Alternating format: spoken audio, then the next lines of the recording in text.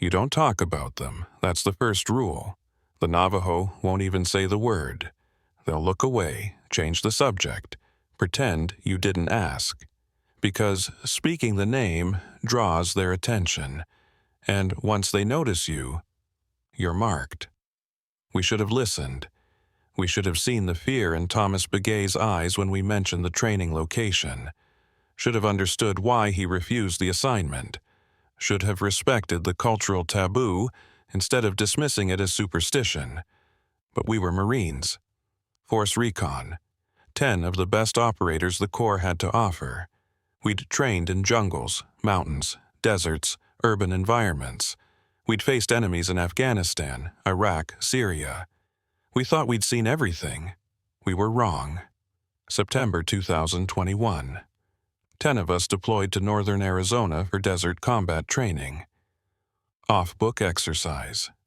Rugged terrain near the Navajo Nation border. Perfect for testing new night operation protocols. Remote. Isolated. No civilians to worry about. The area had a reputation. Locals avoided it. Called it cursed land, bad medicine. But headquarters dismissed that as superstition. Cultural folklore that shouldn't interfere with military readiness. So they sent us anyway. I'm Staff Sergeant Donovan Conley, 29 years old, 8 years in the Corps. 2 deployments. Sniper qualified. I'd seen combat, lost friends, thought I understood danger. I didn't understand anything. Our team leader was Captain Ellie Rodriguez, 32, 11 years service, Afghanistan veteran. Tough, competent, respected. She picked the team personally, me, Corporal Jackson, Communications, Lance, Corporal Martinez, Demolitions, Sergeant Hayes, second in command, Corporal Thompson, Lance Corporal Morrison, Private First Class Williams, Private First Class Washington, Lance Corporal Carter, and Private Santos. 10 Marines, 7 days of training. Standard desert operations, navigation, survival, night movement, combat scenarios. Should have been routine. We arrived at the staging area, a small former mining town called White Rock, 2 hours before sunset. Population maybe 200. Gas station, general store, and a lot of suspicious looks when we rolled in with our convoy. The store owner, an older Navajo man named Henry So, watched us unload gear. Watched us check maps. Watched us prepare. And he didn't look curious. He looked worried. "You going out there?" he asked, nodding toward the desert beyond town. "Out to the canyon lands?" 7-day training exercise, Rodriguez confirmed. Standard desert operations. That land... Henry paused, choosing words carefully. That land is not good for camping. Not safe. We're aware of the wildlife concerns, sir. Coyotes, rattlesnakes, scorpions. We're trained for, not wildlife. His voice dropped. Other things. Things that walk where they shouldn't. Things that wear shapes that don't belong to them. "I'm sorry?" Henry glanced around, making sure nobody else was listening. "The Navajo people, we don't go there, especially at night. There are protections you need, ceremonies. Without those, you're..." He stopped himself. "Just don't go. Sir, I appreciate your concern, but we have our orders. We'll be fine. You should bring someone who knows, someone who understands. Thomas Begay, he could..." "We already contacted Mr. Begay. He declined to serve as our local consultant. Because he's smart, because he knows better." Henry looked directly at Rodriguez. "Captain, I cannot tell you the details. It is forbidden, taboo. But I am asking you, begging you, do not take your people into that land, not without understanding what you're dealing with." "What are we dealing with?" Henry's jaw tightened. He wanted to speak. You could see it in his eyes. But something held him back. Cultural prohibition stronger than his desire to warn us. Finally, he just shook his head. I cannot say the name. To say it is to invite attention, but they are there. They have always been there, and they do not tolerate trespassers. Rodriguez thanked him for his concern, promised we'd be careful, bought water and supplies, and we left. Local superstition, Hayes said as we drove toward the insertion point. Every desert has ghost stories. Every remote area has legends about things that hunt in the dark, keeps tourists away, gives locals something to bond over. He seemed genuinely scared, I observed. And Thomas Begay refusing the contract, Navajo guides take those jobs. Good money. For him to refuse means he believes the stories. Doesn't mean they're true. Or it means we should take them seriously. Rodriguez cut in.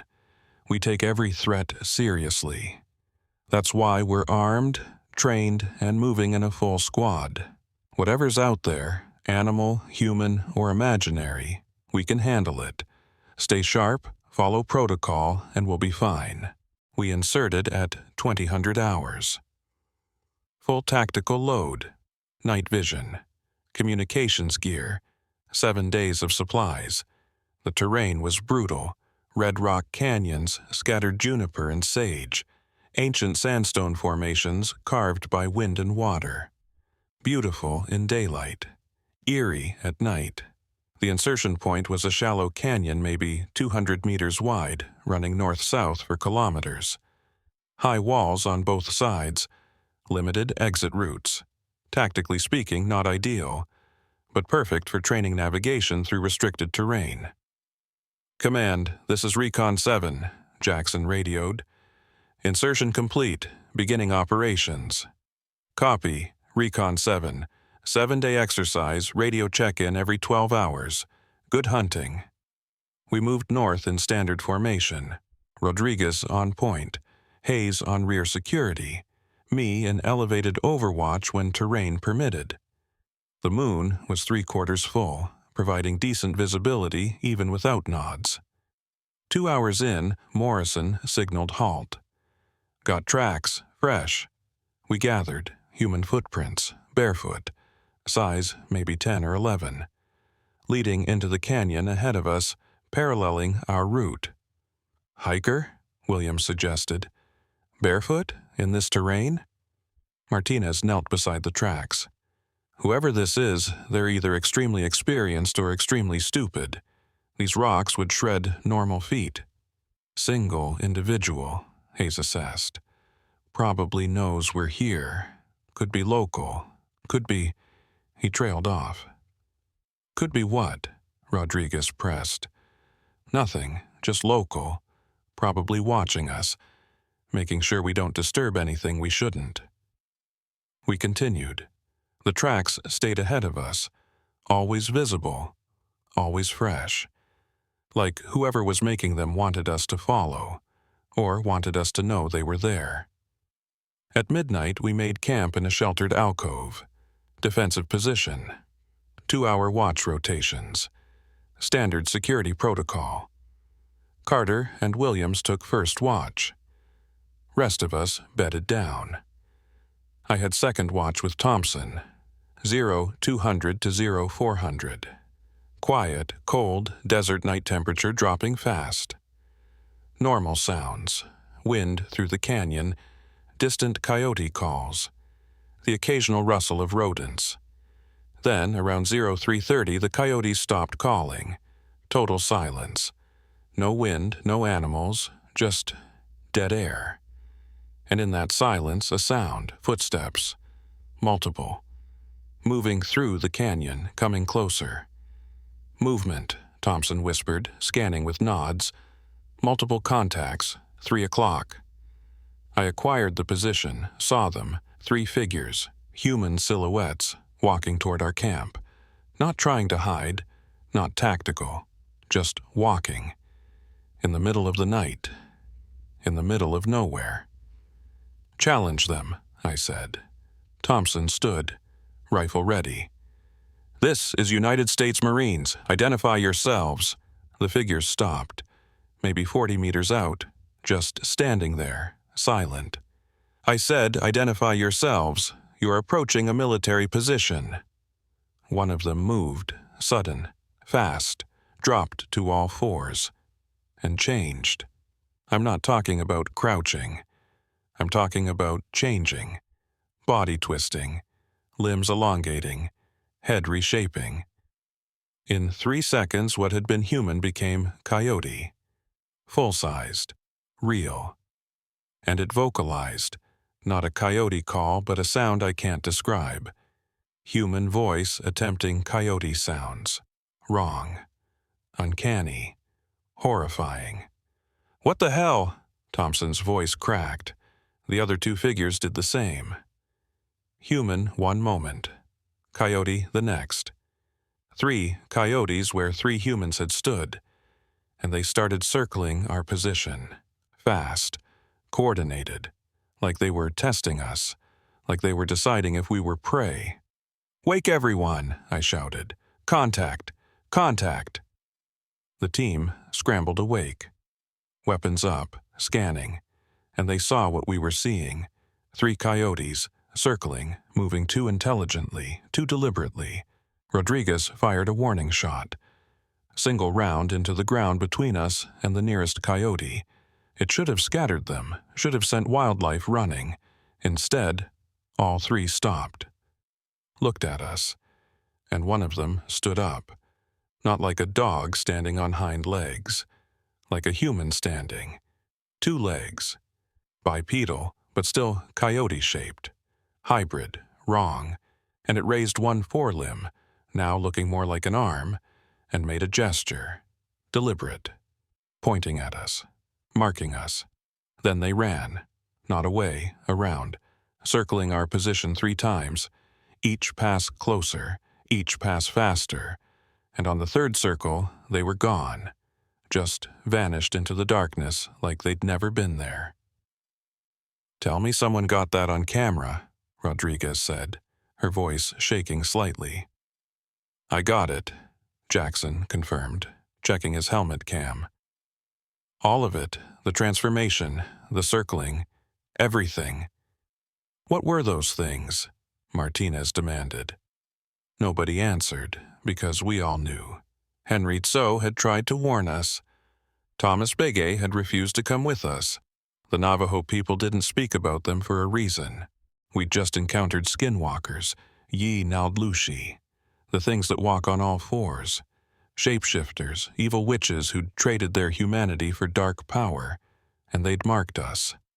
"We need to abort," Hayes said. "Whatever those things were, we're not aborting because of some weirdness," Rodriguez cut him off. "Could be technology, hologram projection. Could be someone messing with us, testing our psychological readiness." "That wasn't a hologram," I said quietly. "That was real. I watched it transform, watched bone and muscle reshape. That was biological. That was impossible, which means there's an explanation we're missing. The explanation is we're on sacred land and we were warned not to come here." Thompson's voice was rising. "The Navajo tried to tell us. Those things are real. They're—" "We don't say the name," Santos interrupted. His voice was soft but firm. We'd all almost forgotten Santos was Navajo. He never made a big deal about it. Never brought it up unless relevant. But now his face was ashen. "We never say the name. Not here. Not now." "Santos, what are those things?" "I told you. We don't speak of them. To speak draws attention. To name gives power. But," he looked at each of us. "You were marked, all of us. They circled 3 times. That's deliberate. That's claiming. They're saying this land is theirs, and we're trespassing. So what do? We leave now. We pack up, and we get out of this canyon and we don't come back. Because if we stay," he stopped himself, "we need to leave." Rodriguez considered. I could see her weighing options. Military protocol said continue mission unless directly threatened. But we'd just witnessed something impossible, something that suggested the local warnings weren't superstition. "We'll relocate," she decided. "Move to a different area. Stay in Arizona, stay in the desert, but get away from this immediate location. If this is sacred land, we respect that. We'll find new training grounds." "It won't matter," Santos said quietly. "We were marked. They know we're here. Changing location won't help. We need to leave Arizona entirely, leave Navajo land. We have our orders, Private. We adapt. We overcome. But we don't abandon missions because..." A sound cut her off. Howling. But not coyotes. Multiple voices. Some animal, some human, some mixture of both. Coming from all directions, surrounding us. And in that howling, I heard something that made my blood freeze. They were laughing. These things, these skinwalkers, they were laughing at us, mocking us, amused by our weapons and our confidence and our belief that we were the apex predators in this desert. We weren't, we were prey, and the hunt had just begun. "Pack up," Rodriguez ordered. 5 minutes. We moved to secondary location. Full tactical formation. Weapons hot. Nobody fires unless directly threatened. Move. We broke camp in record time. 4 minutes. Military efficiency driven by fear. And as we moved out, as we headed north toward what we hoped was safer ground, I looked back, saw them. Silhouettes on the canyon rim, at least 6. Maybe more. Human shapes, standing, watching, waiting. And I knew, we all knew, that we'd made a terrible mistake. We'd ignored the warnings. We'd disrespected the cultural knowledge. We'd thought our training and our weapons made us superior.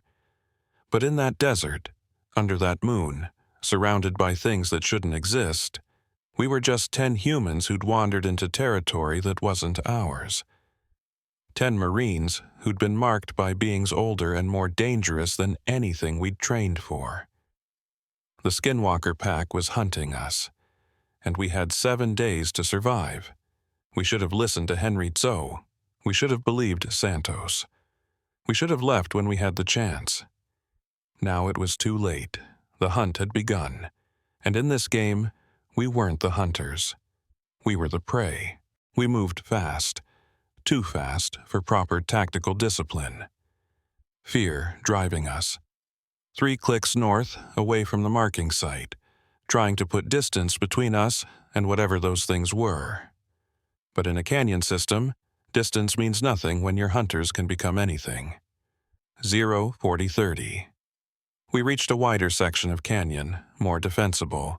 Rocky outcrops providing cover. Multiple escape routes. Rodriguez called halt.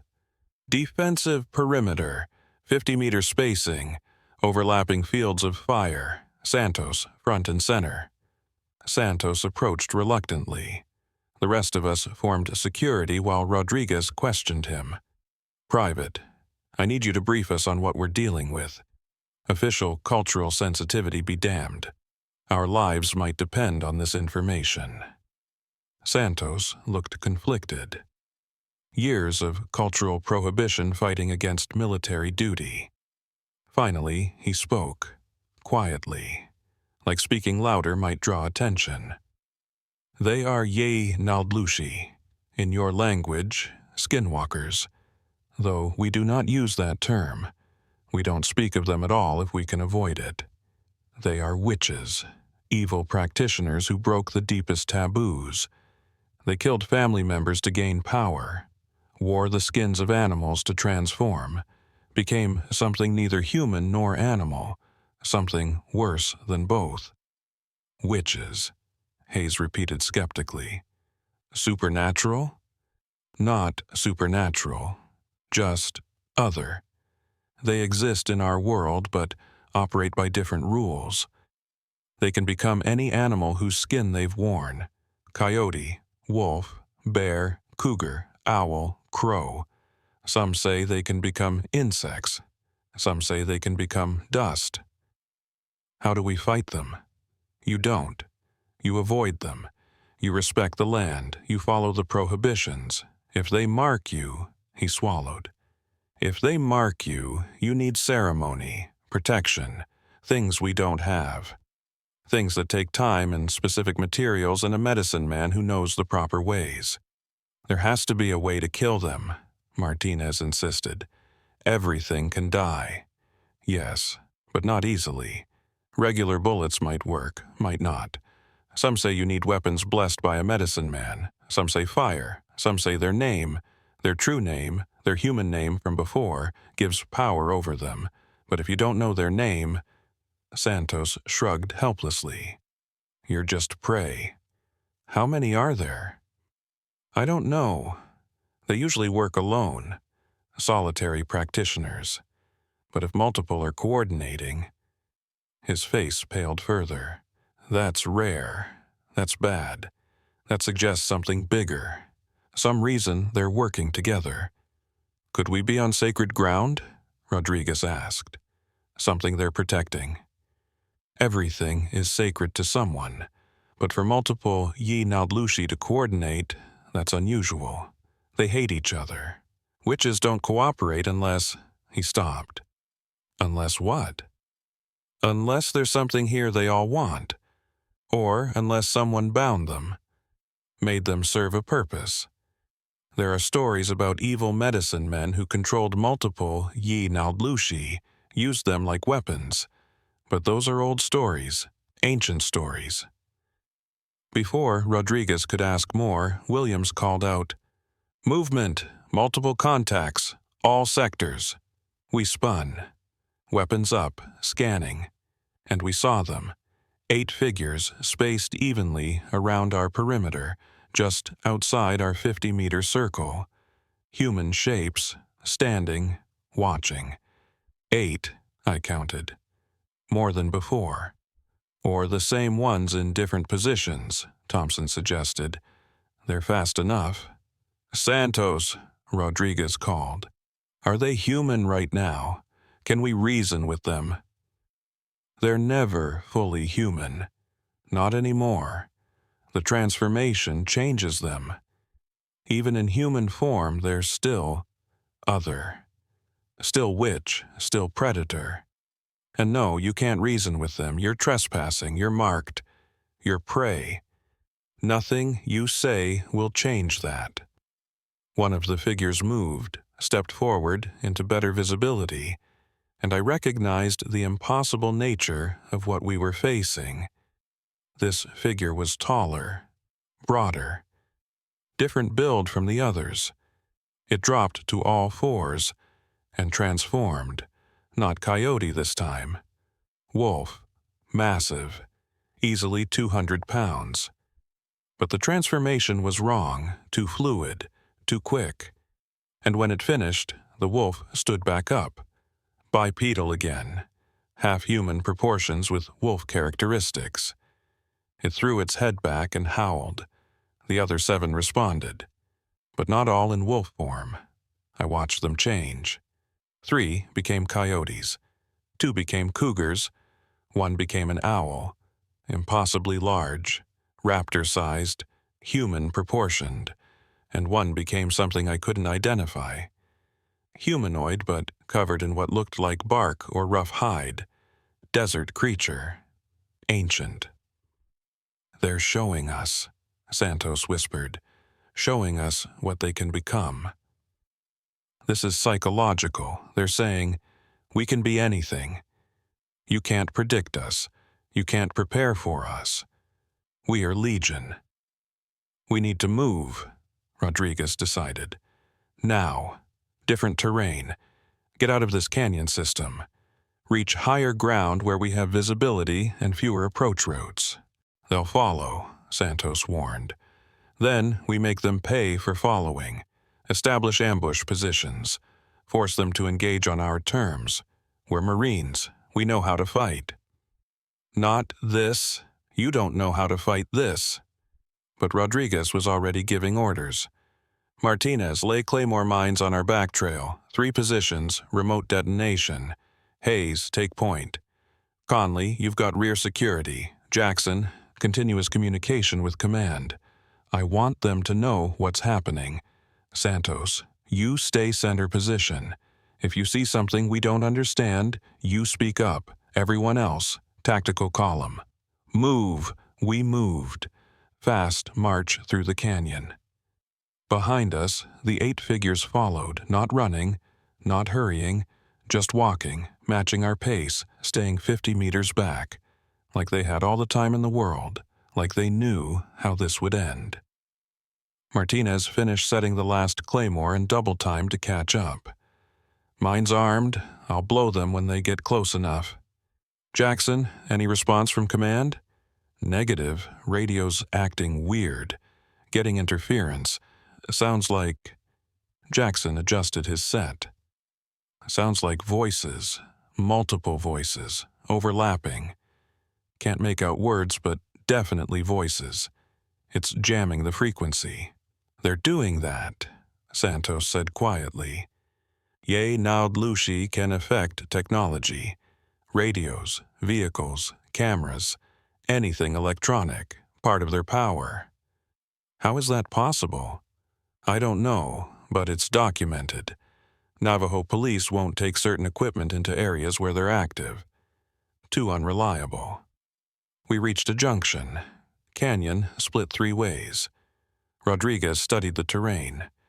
Left leads to higher ground, steep climb, but defensible position at the top. We take high ground, we have advantage. Or we get trapped on high ground with no escape route, Hayes countered. Center path leads out of the canyon system entirely. Open desert, no walls, no ambush positions. Open desert means we're visible. Exposed, no cover. But also means they can't surround us easily, can't use the terrain against us. Rodriguez decided. Center path. We get clear of this canyon. Call for air support once we're in open terrain. If command won't extract us, at least they can provide overwatch. We took the center route. 30 minutes of hard movement. Canyon walls gradually lowering. Sky opening up, and behind us, always behind us, those figures. Sometimes 8, sometimes 6, sometimes 10. You couldn't count them reliably. They'd shift, appear in different positions, like they were teleporting, or like there were more than we thought and they were rotating positions to confuse us. Blow the claymores, Rodriguez ordered. Maybe we get lucky. Martinez triggered the detonators. 3 explosions, perfect placement, kill zone coverage. Should have shredded anything in the blast radius. We waited, watching. Listening. No screams, no sounds of wounded, just silence. Then laughter, that same mixture of human and animal. Mocking us. And through the settling dust we saw them, all 8, unharmed, standing exactly where they'd been before. The explosions had done nothing. How? Martinez demanded. Those were direct hits. Nobody survives that. They're not nobody, Santos said. They're not even truly alive in the way we understand. They're cursed, transformed. The rules that apply to humans don't apply to them. Then how do we kill them? I don't know if we can. Not without the right knowledge. Not without the right weapons. The canyon walls ended. We emerged into open desert. Scattered vegetation. Rolling terrain. Visibility for kilometers. And those 8 figures stopped. They stood at the canyon mouth. Not following, just watching us leave. They're letting us go? Williams asked hopefully. No, Santos said. They're hurting us. This is what they wanted. They pushed us out of the canyon into open terrain. Why? We have advantage out here. Because now we have no shelter. Now they can approach from any direction. Now we're exposed. And as if to prove his point, something screamed from above. That owl. Massive. Diving. Talons extended. Aiming for Washington. Down! I fired. Single shot. Hit its center mass. The owl jerked, tumbled but didn't fall. It caught itself, banked, climbed again, and I saw the wound close, saw flesh knit together, saw it heal in seconds. "They regenerate," I shouted. "Wounds close. Aim for the head." Hayes was firing now, 3-round bursts. The owl dodged, too agile, too fast. Washington was running, trying to get to cover, but there was no cover. Open desert, nowhere to hide. The owl struck. Talons sank into Washington's shoulders, lifted him, a 180-pound Marine lifted by an owl that shouldn't be able to fly, shouldn't exist, shouldn't be possible. Washington screamed, fired his rifle into the air, hit nothing, and the owl dropped him. 30 feet up, Washington hit hard. Bones broke. We heard the impact, heard his scream cut short. The owl circled once, then transformed. Mid-flight became human, landed on 2 feet next to Washington's broken body, knelt, and I swear I saw it smile before it changed again, became Coyote, and started dragging Washington away. "Taking him alive!" Rodriguez shouted. "Suppress and fire! Don't let them—" 2 cougars burst from the scrub, coordinated. One went for Carter, one for Williams. Both Marines dodged, opened fire, full auto. Bullets hit, cougars jerked, staggered, but kept coming. And behind them, the wolves, 3 of them, moving in perfect formation, pack tactics, surrounding us, cutting off escape routes. "Defensive circle," Rodriguez was screaming now. "Tight formation, overlapping fire, don't let them separate us." We formed up, 8 Marines now. Washington gone, dragged into the desert by something wearing coyote skin, and surrounding us the shapeshifters, wolves, cougars, coyotes, that owl circling above, and others. At least 10 now, maybe 12. Hard to count when they kept shifting, kept changing, kept moving in ways that didn't follow normal physics. One wolf charged, Hayes fired, headshots, 3 rounds, skull impacts. The wolf dropped, finally, actual damage. But before we could celebrate, it stood, shook its head, and the wounds closed. Not as fast as body shots, but still healing, still regenerating. "Headshots slow them," Hayes called out. "Doesn't stop them, but buys time." We fired, coordinated, targeting heads, dropping them temporarily. But they kept getting back up, kept healing, kept attacking, and we were burning ammunition, magazines running dry, no resupply, no support, just 8 Marines against an enemy that wouldn't die. Santos was praying. Navajo words I didn't understand. Prayers or protections or appeals to spirits I didn't believe in. But right then, surrounded by impossible things, I was willing to believe in anything that might help.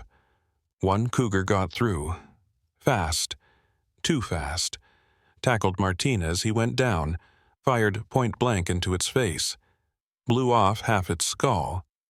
The cougar spasmed, released him, stumbled away, and even with half a head gone, it was still trying to move, still trying to kill.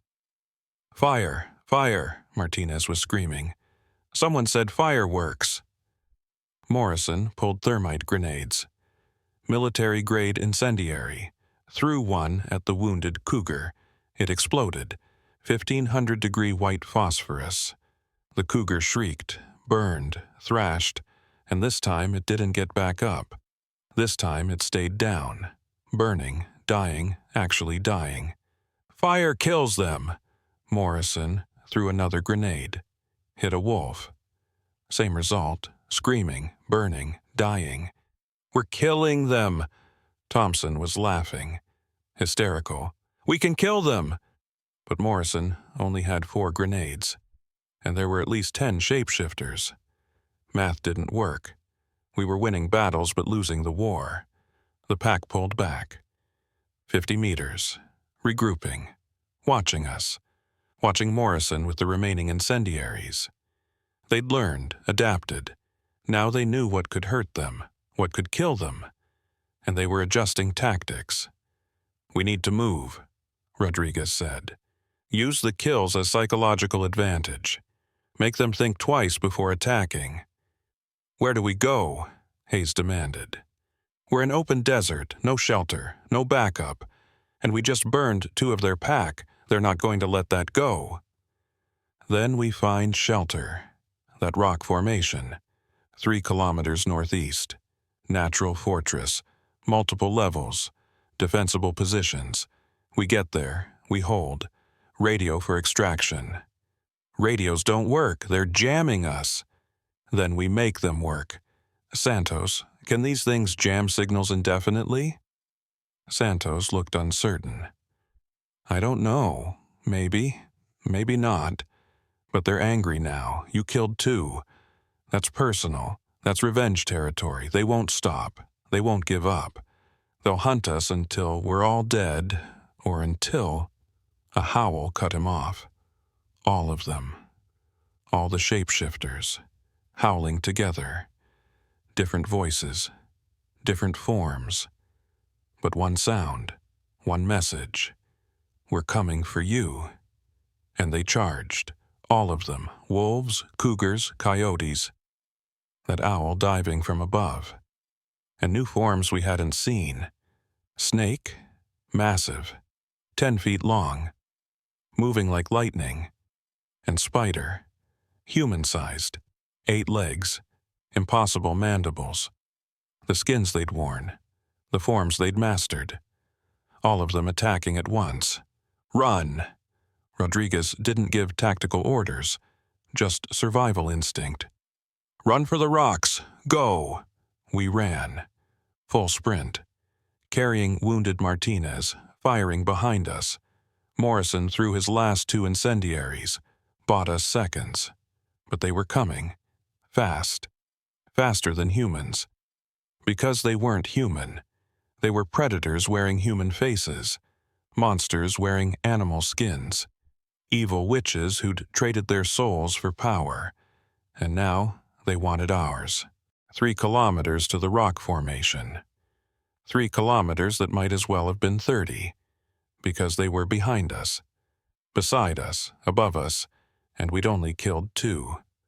8 more to go, and we were running out of ammunition, out of fire, out of options. Washington was gone. Martinez was wounded, and the night was just beginning. In the desert, the shapeshifters had home advantage. In the darkness, they could be anything, and we were just Marines, just humans, just prey. The rocks were ahead, safety maybe, maybe not, but it was all we had, our only chance. And behind us, they were laughing again because they knew how this would end. They'd hunted humans for generations, centuries, longer. They knew every trick, every tactic, every desperate move. We were just the latest, just the newest prey. Just 10 Marines who'd ignored the warnings and entered land that wasn't theirs. 9 Marines now. Washington gone, and the night was long, and the shapeshifters were patient. And this time, nobody was coming to save us. We reached the rocks at 0600, just before dawn. 3 kilometers of hell. Running full sprint with combat loads. Martinez slowing us down with his injuries. Thompson and Carter supporting him. The rest of us providing security, firing behind us, suppressing the pack that followed, that hunted, that never tired. The rock formation was ancient sandstone. 3 levels of natural terraces. Multiple positions. Limited approach routes. In daylight, it would be defensible. But dawn was still 30 minutes away, and the shapeshifters had those 30 minutes to make their move. "Establish positions," Rodriguez was gasping. All of us were exhausted. "Hayes, take upper level. Conley, middle terrace. Morrison, cover the eastern approach. Jackson, keep trying that radio. I don't care if they're jamming. We need extraction." We scrambled up the rocks. Martinez was in bad shape. Cougar had torn his shoulder. Deep lacerations, not life-threatening yet, but bleeding heavily. Carter bandaged him while the rest of us took positions. I scanned the desert with my NODS. Saw them. 8 figures now, 2 of their pack dead. Burned. But 8 remained. And they were coordinating. I watched them circle our position, spacing themselves evenly, creating perfect perimeter coverage. Military-level tactics. "They're smart," Hayes called down. "Too smart. They're using actual tactical formations." "Because they were human once," Santos reminded us. He was slumped against a rock, exhausted, terrified, but still providing information. "They remember human knowledge, human intelligence. Some of them might have been warriors, hunters. They retain that. Add animal instincts, supernatural power. You get something more dangerous than either human or animal. How long until dawn? 25 minutes. Will they attack in daylight?" Santos hesitated. "Yes, they prefer darkness, but daylight doesn't stop them. Just makes them more cautious, exposes them, but if they're determined..." He shrugged. "They'll attack whenever they want." "Jackson, radio status?" "Still jammed, but I'm getting something else now. Voices, speaking Navajo. I don't understand it, but it sounds like chanting? Ritual?" Santos went pale. "Let me hear." Jackson passed him the handset. Santos listened, and whatever he heard made him look even more terrified. "This is bad. This is very bad." "What is it?" "They're performing ceremony. Dark ceremony. Multiple voices means multiple practitioners. They're coordinating, amplifying their power. This isn't random. This is organized. These Yi Naldlushi are working together for a purpose." "What purpose?" "I don't know.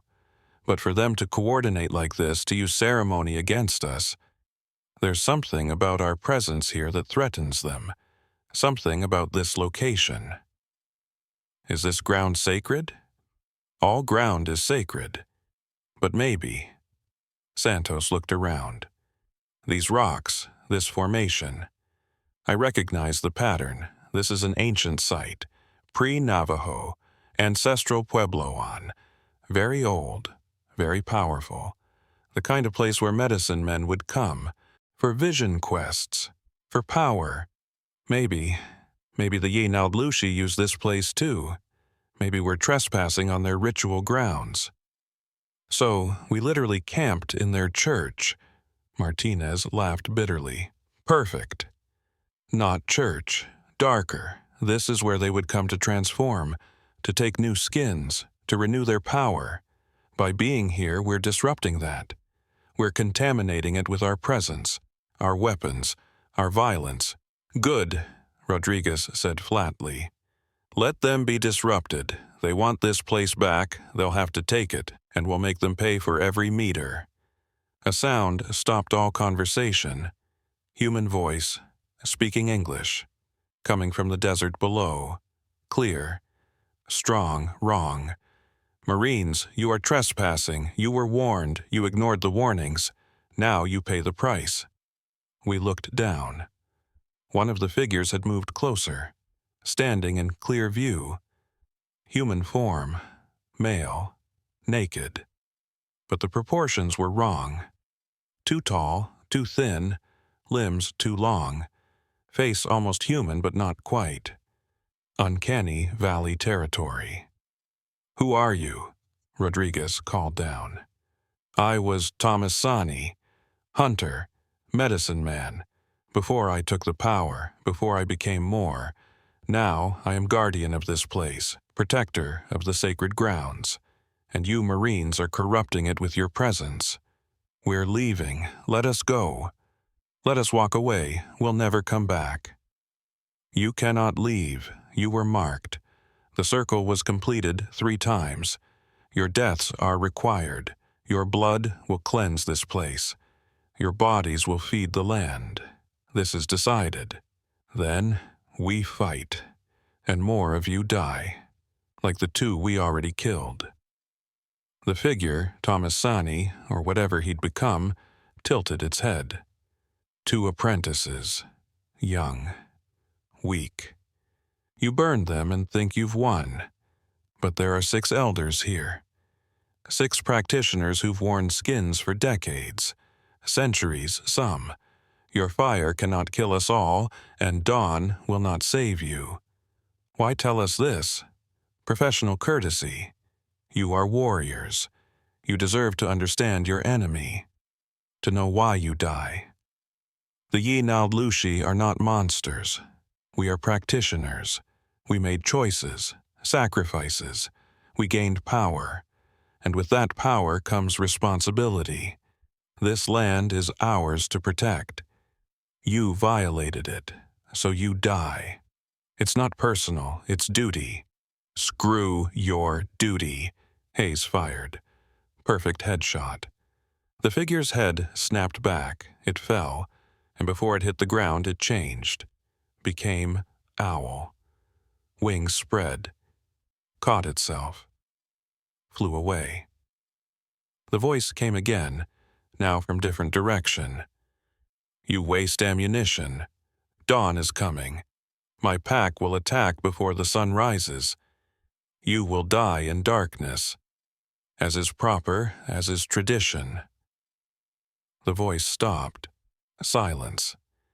And in that silence I could hear my own heartbeat. Could hear my teammates breathing. Could hear Martinez whimpering from his wounds. Could hear the desert wind carrying sounds that shouldn't exist. 15 minutes to dawn, Rodriguez said quietly. If they're attacking before sunrise, they're coming soon. Conserve ammunition. Aim for heads. Use fire if possible. Santos, any other weaknesses we should know about? Ash, corpse ash, sacred ash, but we don't have any. Salt might work. Pure salt, blessed salt. Again, we don't have it. Fire is your best option. And prayer. If any of you are religious, now would be the time. I'm not praying to survive, Thompson said. I'm shooting my way out. They've probably faced shooters before.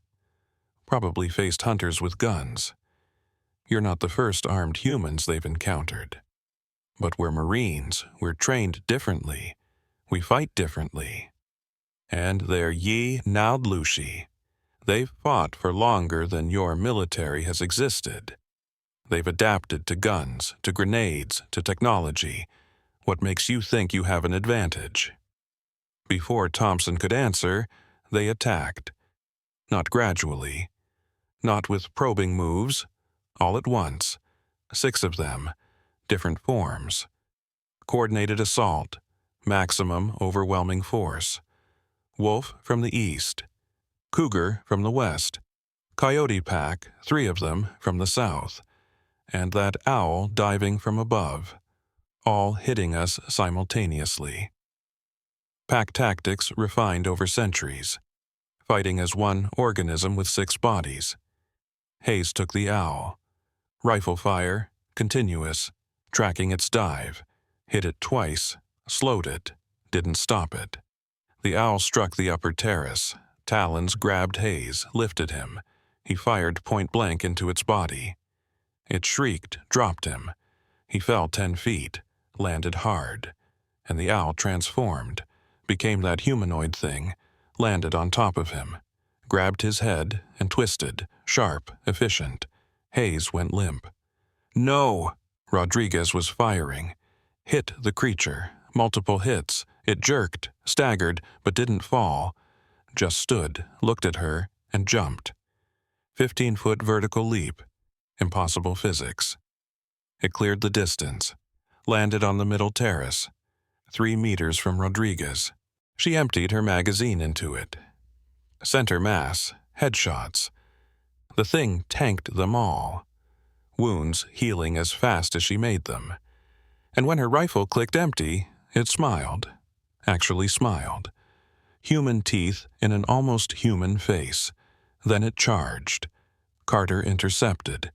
Bayonet fixed. Stabbed into the creature's torso. The blade went deep. The creature looked down at the steel in its chest, looked at Carter, and grabbed him, threw him off the terrace. Carter screamed, fell 20 feet, hit rocks below. Didn't move. Morrison threw incendiary. Perfect placement, hit the creature center mass. White phosphorus detonation, 1500-degree inferno. The creature shrieked, burned, thrashed, and this time it didn't heal fast enough. It collapsed, still burning, smoke rising. That smell, burning flesh, burning hair, burning something else that shouldn't exist. But one kill meant nothing. The wolves were on the lower terrace. Martinez tried to fight. Wounded, exhausted, he still tried. Shot one wolf in the head, dropped it temporarily, but the other wolf tackled him, bit into his neck, shook, like a dog shaking prey. Blood sprayed. Martinez went silent. The wolf released him, moved on to Thompson. Thompson had a knife. Marine Kabar. He was screaming, stabbing. The wolf was bigger, stronger, faster. It knocked him down, bit into his shoulder, dragged him. Thompson fought, kept fighting, kept stabbing. And somehow, he hit something vital. The wolf yelped, released him, stumbled back. Morrison threw another incendiary, hit the wounded wolf. It burned, died, second kill, 2 down, 4 to go. And Morrison was out of incendiaries, out of fire, out of our only effective weapon. The cougars circled the formation, fast, using rocks as cover. Santos was praying louder now, full voice, Navajo chants, prayers to spirits I didn't know, appeals to forces I didn't understand, and I don't know if it helped. But the cougars hesitated, circled, didn't attack immediately. Santos, keep praying. Rodriguez was reloading. Whatever you're doing, it's working. It's not working, it's just making them cautious, but they'll overcome it. They'll attack anyway. We need more than prayer. We need... A cougar leaped, fast. Vertical jump to the middle terrace, aimed for Santos. Rodriguez intercepted, tackled Santos out of the way. The cougar landed where he'd been, spun, swiped with one paw, claws extended, raked across Rodriguez's back, deep, 4 parallel cuts. She screamed, fell. I fired, full auto, every round, hit the cougar repeatedly. Head, body, limbs. It staggered, injured, seriously injured, but still moving, still dangerous. It lunged at me. I dodged, barely. Its momentum carried it past me. Off the terrace. 15-foot fall. It hit hard, broken bones. I heard them snap. And even broken, it was trying to get up, trying to drag itself back into the fight. Finish it, Morrison yelled. But I was out of ammunition. Magazine empty. No reload available. I'd burned through everything on the pack. On that one cougar. And it was still alive. Still moving. Still trying to kill us. Thompson, wounded, bleeding, stumbled to the edge. Looked down at the broken cougar. And jumped. Fell 15 feet. Landed on top of it. Knife in hand. Started stabbing. Over and over, frenzied. The cougar thrashed, fought back, clawed him, bit him. But Thompson didn't stop. Kept stabbing, kept killing. And finally, the cougar went still. Dead. Actually dead. Thompson looked up at us. Blood covering him. His blood, the cougar's blood, impossible to separate. He raised the knife. Victorious. And behind him, the last coyote attacked. Fast, silent, bit into his throat, shook. Thompson gurgled, dropped the knife, fell forward. The coyote released him, stepped over his body, and transformed. Became that humanoid form. Looked up at us. 4 Marines left, 4 of us, equal numbers. Shall we finish this in daylight? Let the sun witness who controls this land. Dawn was breaking. first light hitting the rocks, illuminating the carnage. 6 Marines dead. Hayes, Carter, Martinez, Thompson, Williams, Washington. 4 surviving, me, Rodriguez, Morrison, Santos, and 4 shapeshifters remaining. The numbers were even, but we were wounded, exhausted, out of ammunition. They were immortal, regenerating, ancient. The math wasn't equal, the fight wasn't fair. But we were Marines, and Marines don't quit. Not while we're breathing. Not while we can fight. Not while there's any chance of survival. Rodriguez stood, bleeding from the back. But standing, you want this land? Come take it. We'll make you pay for every inch. The shapeshifter smiled, gestured. And the remaining 3, 1 coyote, 1 wolf, 1 cougar, began climbing the rocks, approaching, taking their time. Because they knew we couldn't stop them, knew we'd lost, knew that in minutes all 10 Marines would be dead, and this sacred ground would be theirs again, protected, purified by our blood, cleansed by our deaths, and the warnings would continue, and the next group of humans would ignore them too, and the cycle would repeat, because humans never learn, never listen, never respect what they don't understand. 4 Marines against 4 immortal shapeshifters, on sacred ground, at dawn, in the Arizona desert, with no ammunition, no support, no hope, but we'd fight anyway, because that's what Marines do. We fight until we can't, and sometimes that's enough. Though I suspected today wouldn't be one of those times. 4 Marines, 4 shapeshifters, dawn light hitting the rocks. I had my knife. Morrison had his sidearm, maybe 10 rounds. Rodriguez had a broken rifle that could still work as a club. Santos had prayers. That was it. That's all we had left. Santos, Rodriguez gasped, blood soaking through her uniform. That ceremony. The dark ceremony they're performing. Can you counter it? Can you do something? Santos looked at her, exhausted, terrified. But something changed in his eyes. Resolve. Maybe I can. But it requires breaking other taboos, speaking things that shouldn't be spoken, calling on protections I'm not authorized to invoke. If I do this, there will be consequences, for me, with my people. You'll be alive to face those consequences. Will I? Or will I become something else, like them? He gestured to the approaching shapeshifters. The power, the dark power, it's seductive. It offers solutions, but it corrupts. That's how they became what they are, by taking shortcuts, by breaking taboos, by thinking the ends justified the means. Then don't use dark power. Use whatever the opposite is. Light power? Good medicine, whatever. It doesn't work like that. To counter their ceremony, I need to speak the language they understand. Need to invoke powers on their level. I need to... He stopped himself. If I do this, I won't be the same. But we'll all die if I don't. So... Forgive me, ancestors. Forgive me for what I'm about to do. He stood, wounded leg dragging, moved to the highest point of the rocks, raised his arms, and began chanting.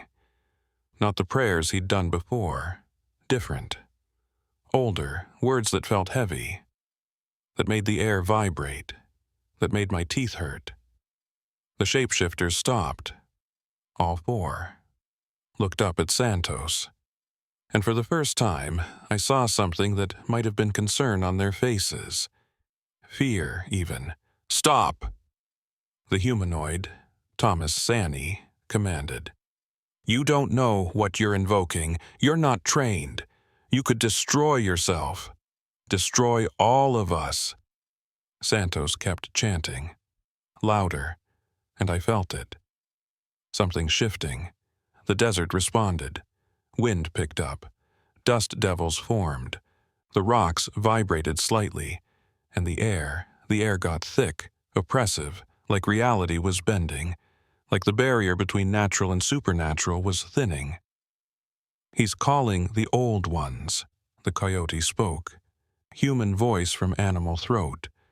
"He's summoning the first protectors, the spirits who guarded this land before humans came, before Navajo came, before any of us.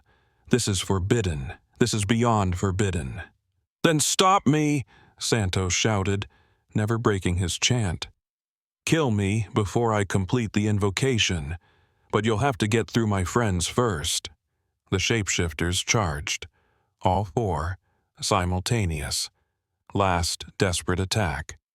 And we met them, 4 wounded Marines against 4 immortal witches. On sacred ground, at the moment Santos called powers nobody should call.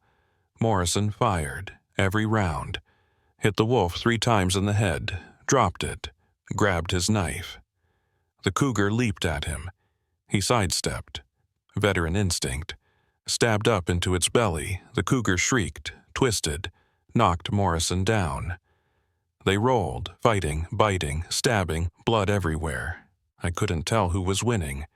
Rodriguez tackled the coyote with her bare hands. No weapons, just rage and determination. The coyote was bigger, stronger, but Rodriguez had been fighting her whole life. She knew how to fight dirty. Went for the eyes, the throat, the vulnerable spots. The coyote bit her arm. She screamed, but didn't let go. Wrapped her legs around it. Strangled it with her good arm. That left me with the humanoid. Thomas Sani, ancient, powerful, experienced, and I had a knife. 1 KABAR against something that had lived for centuries. The odds were impossible. It lunged, fast, inhumanly fast. I dodged, barely, slashed with the knife, connected, cut its arm. The wound healed instantly. It smiled, grabbed my throat, lifted me off the ground, and squeezed. I couldn't breathe, couldn't break its grip. My vision tunneled. This was it. This was how I died. Strangled by a monster on sacred ground in Arizona because we'd ignored warnings and disrespected. Santos completed his chant, shouted one final word, and everything stopped. The shapeshifters froze, all 4, like someone hit pause on reality. They couldn't move, couldn't transform, couldn't regenerate, just frozen, locked in place. And around us the air shimmered, and I saw them, barely visible, nearly transparent. But there, figures, massive, ancient, not human, not animal, something older, primal, the spirit Santos had called. "Kill them," Santos shouted. "While they're bound, kill them now." I dropped from the humanoid's grip, gasped for air, grabbed my knife, and drove it into its skull. Full force. The blade sank deep. The thing's eyes went wide, shocked, and whatever animated it, whatever supernatural force kept it moving, fled. It collapsed, actually dead, truly gone. Morrison rolled free from the cougar, broke its neck with his bare hands, enhanced by adrenaline, by desperation, by whatever power Santos had called. The cougar's neck snapped, twisted. The thing spasmed once, died. Rodriguez still had the coyote in a chokehold. It couldn't move, couldn't transform, couldn't escape. She squeezed harder, harder, until something broke inside it, until it went limp. She released it, let it drop, panting, bleeding, but alive. That left the wolf, still frozen, still bound by whatever Santos had summoned. Morrison walked to it, looked it in the eyes. "This is for Hayes, for Carter, for Martinez, for Thompson, for Williams, for Washington, for every Marine you killed." He pulled his knife, cut its throat, deep, complete. The wolf tried to heal, couldn't. The power Santos had called prevented regeneration. The wolf bled out. Died. The last of the pack. 4 shapeshifters dead, 4 Marines alive. Impossible odds overcome by desperation, by sacrifice, by Santos calling forces he wasn't supposed to call. Santos collapsed. Whatever he'd done, whatever power he'd invoked, it drained him, completely. He was unconscious before he hit the rocks. "Santos!" I rushed to him. Checked pulse. Still alive, still breathing, but barely. Whatever ceremony he'd performed, it had taken everything. "We need extraction," Morrison said. "Now. Before more of them come. Before what?" A voice, human, Navajo accent, from below the rocks. We looked down, saw him. An old man, traditional dress, standing in the desert, surrounded by 5 other men, all elderly, all traditional. Medicine men, probably. Real ones, not witches. "Who are you?" Rodriguez called down, her voice weak. "Thomas Begay, the guide who refused your contract. I knew where you were going, knew what you'd encounter. So I brought help. Medicine men, real practitioners, to perform proper ceremony, to cleanse this sacred site after your violence. After the Ye Naudlushi died here, they would have killed us. Yes, because you trespassed, because you ignored warnings, because you brought weapons and violence to a place of power. What did you expect would happen? We didn't know. You knew enough. Henry So warned you. I refused to guide you.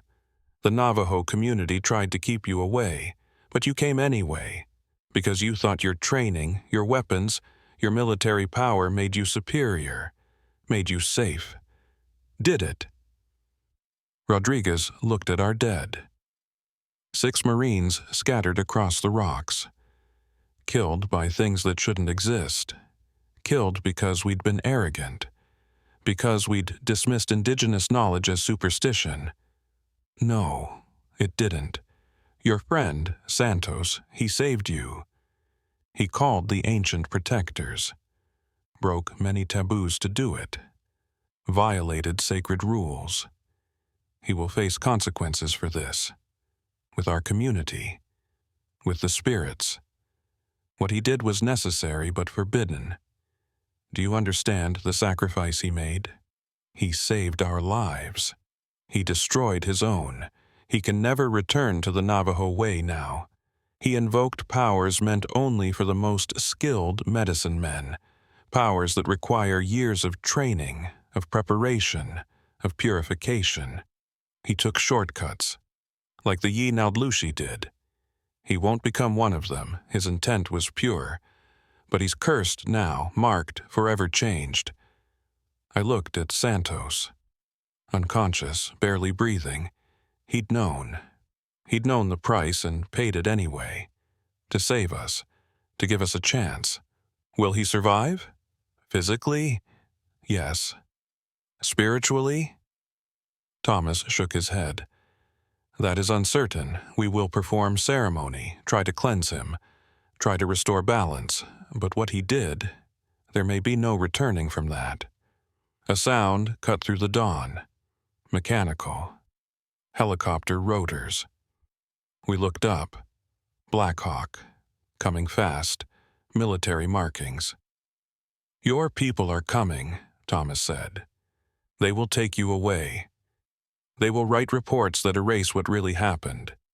They will call this a training accident. They will bury the truth.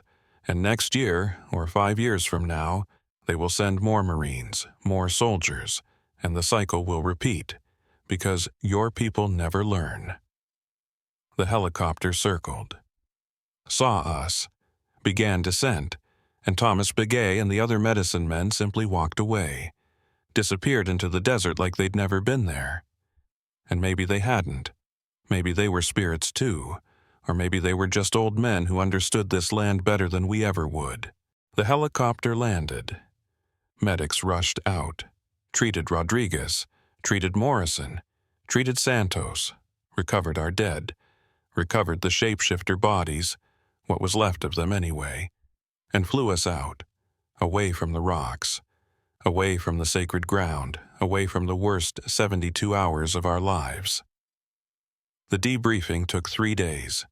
Intelligence officers asking questions, demanding answers, getting stories that didn't make sense, that didn't fit their understanding of reality. 4 surviving Marines talking about shapeshifters and witches and supernatural attacks. They didn't believe us. Classified it as shared combat stress reaction. Mass hallucination brought on by environmental factors, dehydration, heat exhaustion, sleep deprivation. The official report stated, training accident, wildlife attack, multiple casualties, lessons learned about desert survival, no mention of shapeshifters, no mention of skinwalkers, no mention of sacred ground or violated taboos or indigenous warnings ignored. Just unfortunate incident, and improved protocols needed, and area designated off-limits pending environmental review. Santos was medically retired, psychiatric discharge. The ceremony he'd performed, the power he'd called, it changed him. He didn't speak for weeks after we got back. When he finally did, his voice was different, older, hollowed out, like something inside him had died on those rocks. He tried returning to the Navajo Nation. His family wouldn't let him stay. The medicine men performed ceremonies but couldn't fully cleanse him. He'd broken too many taboos, invoked too much power. He was marked, forever changed. He lived, but at a cost nobody should have to pay. Morrison stayed in the Marines but transferred out of recon, desk job, training command. Anywhere that didn't involve field operations. He couldn't handle it anymore. Every shadow looked like a shapeshifter.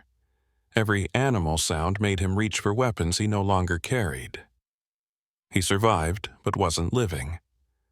Rodriguez took command of a different unit. Never spoke about Arizona. When pressed, she'd just say, training accident, and change the subject. But I saw the scars on her back.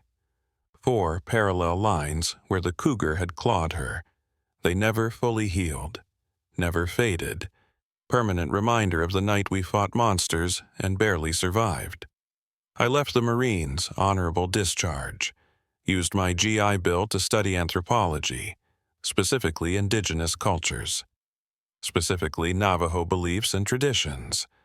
I spent 3 years learning what I should have known before entering that desert. Learning about sacred sites, about taboos, about the wisdom encoded in cultural prohibitions.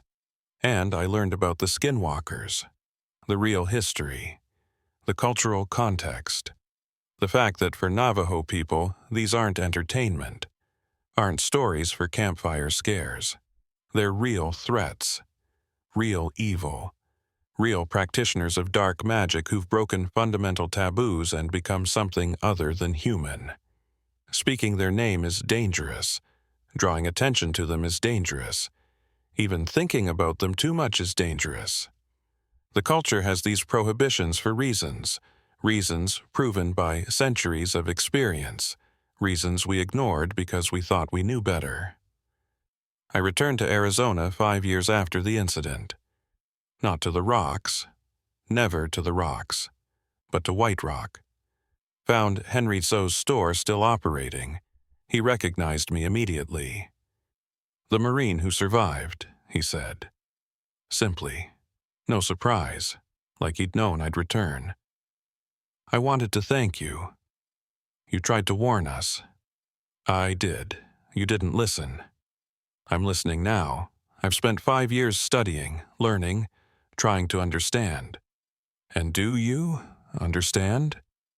I understand I didn't understand. I understand that indigenous knowledge isn't superstition. It's accumulated wisdom, survival information encoded in culture.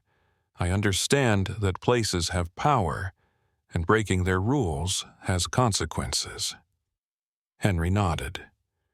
"That's more than most learn. Most never come back. Most convince themselves it wasn't real, that they imagined it, that their friends died to accidents, not to the Yi Naldlushi. You came back, you learned, that counts for something. Is it safe now? Those rocks, that sacred site. Safe for whom? For the Navajo who know how to behave there? Yes. For outsiders who don't understand? No, never. It will never be safe for those who don't respect it. The Yi Naldlushi you killed. They were one pack, one coven. There are others. Always others. The desert has many dark practitioners, many guardians of places you shouldn't go. The military declared the area off-limits. That's good. That prevents more deaths. But eventually, someone will forget why it's off-limits. Someone will authorize new training. Someone will ignore the warnings, and it will happen again. Can anything be done to prevent that? Respect, that's all. Respect the land, respect the culture, respect the warnings. When indigenous people say don't go there, believe them. When they say that place is sacred, honor that. When they refuse to speak a name, don't press them to speak it, that's all. Simple. But your people, military, government, corporations, they don't respect things they don't understand. They need to profit from land, or train on it, or exploit it. And they'll do that regardless of warnings, regardless of deaths, because the next group always thinks they'll be different. They'll be smarter, they'll be prepared, they never are. I stayed in White Rock for a week, talked to elders, learned more, made small amends where I could, donated to local schools, supported traditional medicine programs. Nothing that could bring back the 6 Marines who died. Nothing that could restore Santos to who he'd been. But something, some acknowledgement of the damage we'd caused. Before I left, Thomas Begay found me, the guide who'd refused our contract, who'd brought medicine men to cleanse the sacred site after our battle. "You're the one who lived," he observed. "One of them. 4 of us survived. But you're the one who returned, who learned, who's trying to understand. The others ran, hid, tried to forget. You faced it. That takes courage. Or stupidity. I can't tell the difference anymore. Neither can anyone. Courage and stupidity look the same from the outside. It's the intent that matters. You intend well. You're trying to respect what you violated. That's good. But what? But you can never fully understand. You're not Navajo. You weren't raised in the culture. You don't have generations of knowledge. You can learn facts, but you can't learn the feeling. The instinct, the knowing that comes from being part of the land. That's not criticism. That's just truth. Some things can't be taught, only experienced, and experiencing them changes you, sometimes destroys you, like your friend Santos. Is Santos okay? Thomas's expression darkened. He lives, in Gallup now, works construction, drinks too much, doesn't sleep well. The spirits he called, they marked him.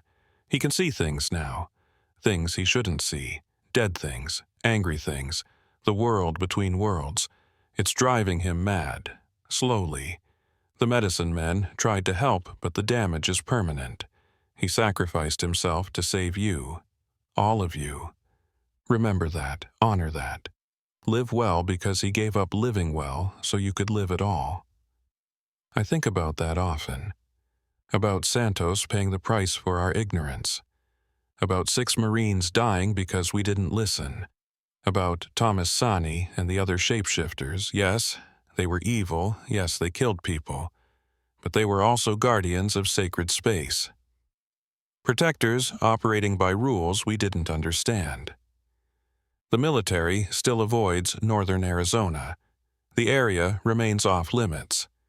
Officially, for environmental concerns. Unofficially, because 4 Marines survived something impossible, and their testimony, despite being dismissed as hallucination, scared enough people in command to make them cautious. But eventually, memories fade. Officers retire. New leadership comes in, and someone will look at that off-limits designation and question it. Wonder why perfectly good training land is being wasted. Authorize new operations, and the cycle will repeat. Unless we learn, unless we listen, unless we respect indigenous knowledge and cultural warnings and the wisdom earned through centuries of living on this land. The Skinwalkers are still there, in the deserts, in the canyons, in the sacred places. They've always been there. They'll always be there, guarding, protecting, killing anyone who trespasses without respect, without preparation, without permission. 10 Marines entered that desert in September 2021. 7 died. 3 survived but are forever changed. And the Skinwalkers remain, patient, eternal, waiting for the next group who doesn't believe, who doesn't listen, who thinks they're prepared for something that can't be prepared for. Don't go to sacred places uninvited. Don't ignore indigenous warnings. Don't assume your technology and weapons make you superior to forces you don't understand. And if you ever hear about a place where Navajo people won't go, where locals refuse to speak about what's there, where cultural taboos are so strong that even mentioning it is forbidden, don't go there. Ever. Because some boundaries exist for reasons. Some taboos protect us from ourselves, and some monsters are real, not metaphorical, not symbolic. Real, and they're waiting for people arrogant enough to cross lines that should never be crossed. We crossed that line. 7 Marines paid with their lives. 3 paid with their futures. And the Skinwalkers are still there, still watching, still waiting. Respect the warnings. Respect the land. Respect the indigenous people who've lived there far longer than your country has existed. Or don't, it's your choice. But choose carefully, because in the Arizona desert, on sacred ground, the Skinwalkers don't forgive trespassers. And they don't forget. And they never stop hunting.